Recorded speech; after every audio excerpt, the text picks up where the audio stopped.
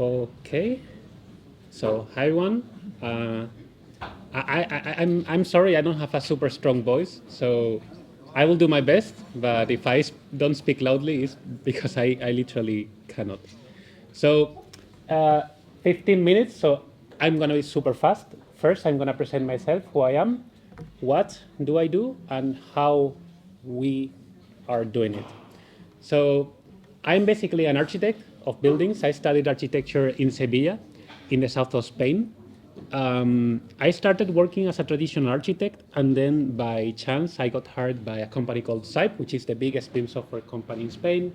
And then I was having breakfast each day with software developers. I didn't understand the conversation, and I thought to myself, okay, I literally have to learn how to code just to be able to follow up the conversations in the breakfast break in the morning, right?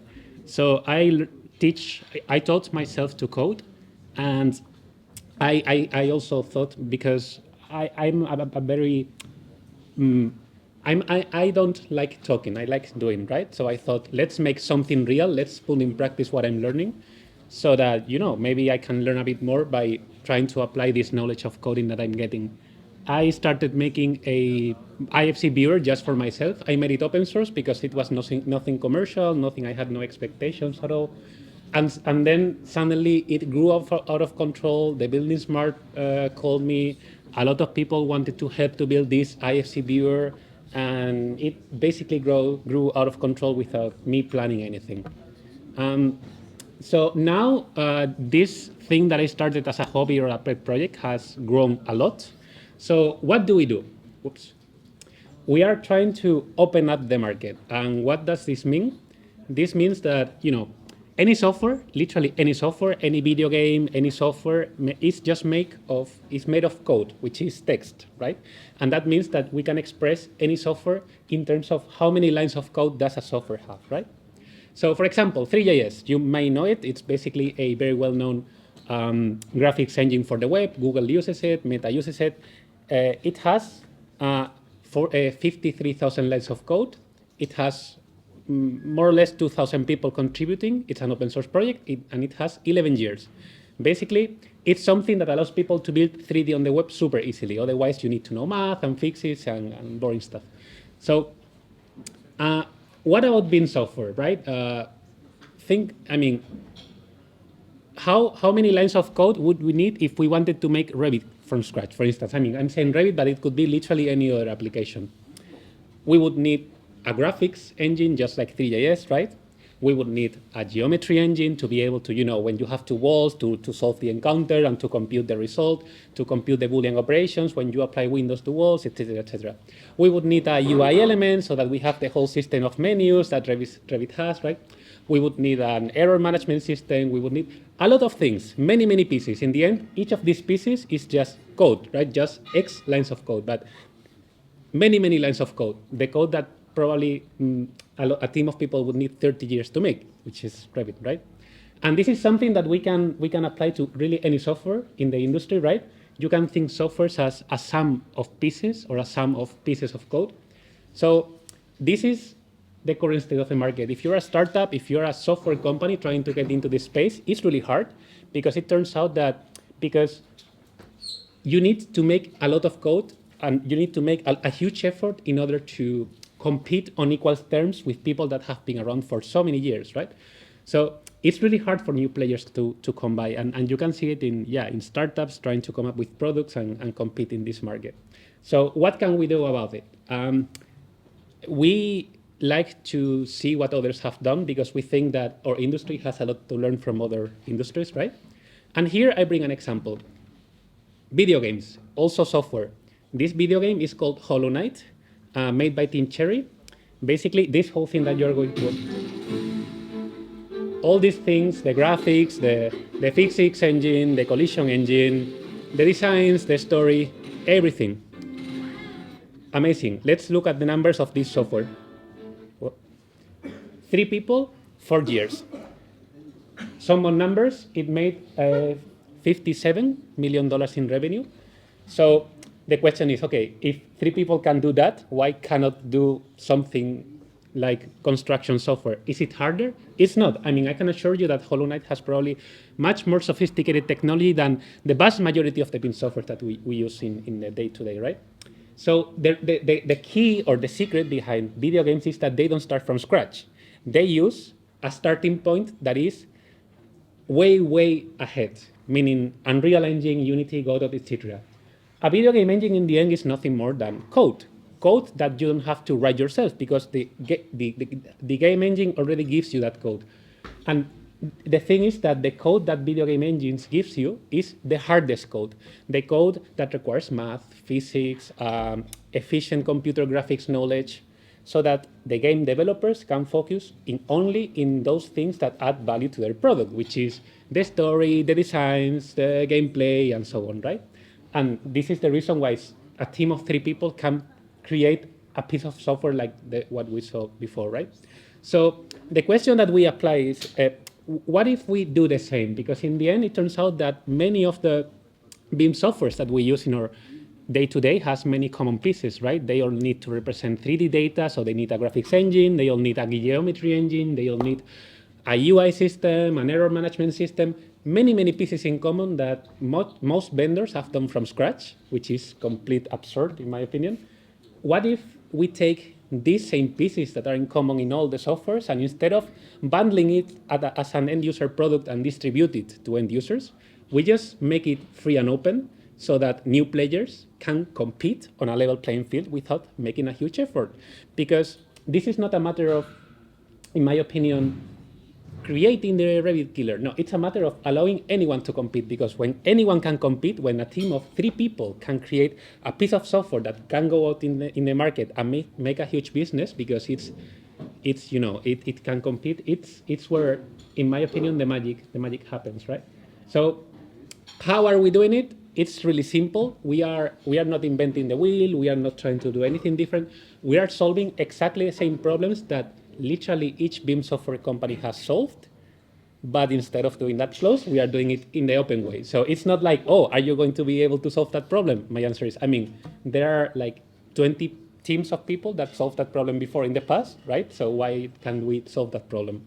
So we have 2 things, or in our strategy, we have like 2 pieces, the people and the tech. I'm just a single architect, so the logic is, if I alone was able to make this much noise, what if tomorrow we have 1,000 architects or civil engineers that are like me? So we are building this community where we are basically bringing together all the people that is interested in coding. We are also teaching them to become a BIM software developer, basically following the same steps that I took. It took me, I believe, 3 years to be where, or 4 years to be where I'm at. We are basically making the path shorter. We are teaching people from scratch. And then we also have technology. Of course, we have made the graphics part a powerful 3D viewer that everything that we do is free and open code. So, and that means that what I'm going to show you now is basically the starting point of any company building software on top of our products. So, efficient 3D graphics, let me see if I can go to the next slide. Yeah, just another example. This is the MEP model of a whole hospital building, I believe, running in the browser at 60 FPS. And you might ask, yeah, but how fast is it really, right? In 2 weeks, we are going to release something. Okay, let me go to my. In 2 weeks, we are going to release something really cool, which is a geometry streaming system that basically takes IFC files and is able to load only the things that you see, not the whole model at once. This is a 500 megabyte IFC model loading in less than 2 seconds in a mobile phone, in the browser of a mobile phone. And the cool thing is that this scales logarithmically, because in the end you have that many pixels in the screen of your device, so it doesn't matter if you're working with 500 megabytes or 20 gigabytes. In the end, it's just like Google Maps, right? You don't load all the cities from the world at the same time. You just load the cities that you're seeing at that moment. So just one example. Interoperable. We are building everything as interoperable as possible. I'm going to show you some small exercises that I did in the past. Here I built a 3D BIM application inside Twitter. It's super stupid. I just made a Chrome extension that takes a tweet, removes the content, and substitutes it by an iframe using our technology. So I was able to navigate and see an IFC model directly in the Twitter feed. and other people using that same extension could do the same, right? I just did this in a weekend or in an afternoon, so it's super small.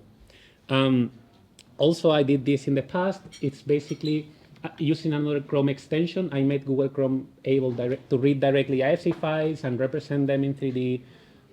This is a really old example, but I also just experimenting did this. This is a beam viewer I built inside SharePoint, not a very long time ago. So the idea was that I was able to load files into SharePoint, and then using the SharePoint API, I was able to create a viewer that was able to open the models. And again, this is perhaps in total less than 100 lines of code. The reason why I'm able to do these things in one afternoon is because I don't start from scratch. I always use the technology that we have been building up, right? And this is another example, just building a 3D beam application directly inside Teams. We are also able to open infrastructure models. We are working hard to be able to treat civil models as a first-class citizen. We have tools to open them, navigate them. In this case, this is a small tool that basically takes the alignment and makes it possible to go through it, right? Recently, we also announced that this year we are creating a geometry and modeling engine that works natively on IFC directly in the browser. And that basically means that we can, let's see if the video loads. Yeah, this is, again, a super small example experiment that basically we can not only display, but all the geometries that we are able to visualize, it turns out that we can also edit so that we can change them in real time using the same geometry engine we use for visualization. So it is likely that at some point this summer, all the things built on top of our technology not only will be able to open huge IFC files in seconds on any device, but also they will be able to take a wall, move it, and it will update just like you would expect in a native application, right? Yeah, and many more things. I don't want to bore you. Also, I'm probably running out of time. But basically, yeah, we can generate flow plans, generate clipping planes, and get the lines and export them to something else. But the cool thing, again, is that this is not an end-user software. This is the starting point so that any software person building software in the industry can use this as the starting point, which means that you have all this for free in the day one, right? And you can focus in whatever adds value to your business. For instance, imagine that you are a startup building a software making takeoff and estimation. You don't need to worry about visualization. Nobody is going to buy your takeoff and estimation software for your graphics engine or for your geometry engine. People is going to buy it because of the user experience, because of whatever you use AI or whatever, and that's the reason why people buy you. So those things that you need but you don't sell is what we basically do, right? And hopefully the end goal is that at some day we are able to, yeah, basically allow anyone to compete in this market and easily, not only because when we talk about open source, everyone thinks about, yeah, making things in your free time for free, and it really doesn't, it is not as good as proprietary software because it never gets the momentum. Yeah, no, we have another vision. We think that we would ideally make our industry look more like the video game industry and, yeah, basically open up the market. So yeah, this is it. Thanks a lot for listening. And so, if you have any question, something you want to ask me? No? Oh, man. One question? Yeah. What kind of a license are you using for the... MIT. The most permissive one, so that our vision is not that everyone makes free software. Our vision is that anyone can make any type of software, but the tools needed to make that software should be free and open source. If you go into Steam or the Epic Store, you probably won't find many open source games, but the tools used to make those games often are open source. So that's why we are open source, but we are not trying to convince other people to become open source. And in fact, we encourage our users, if they want to create something proprietary, go ahead. Because it's not a matter of an open source world, it's a matter of freedom of competition, in our opinion. What is the business model, not the academy, but trust the tech?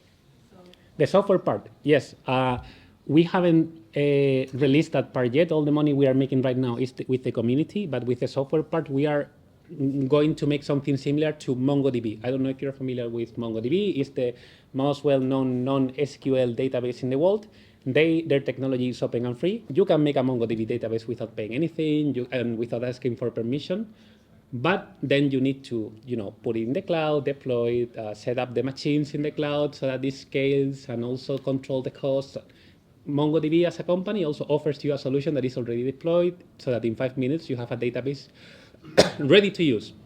And the reason why people buy MongoDB is not because they don't have any other choice. People buy MongoDB because of convenience, because maybe you don't want to have a DevOps team that sets up everything, or you don't want to spend that many weeks setting up the infrastructure. You just pay for MongoDB Atlas, I believe it's called, and you have it. So we are going to have a similar business model. All the technology is going to be free and open source, but if someone says, hey, can you please help me have this in a scalable way in the cloud so that we can whatever, yeah, let's talk, and then that's where our business is. Yeah, but it's different because we are not targeting, I would say, end users. We are going for the software developers. Although the line is a bit blurry, it's getting blurry, right? And I think that's a good thing, but yes.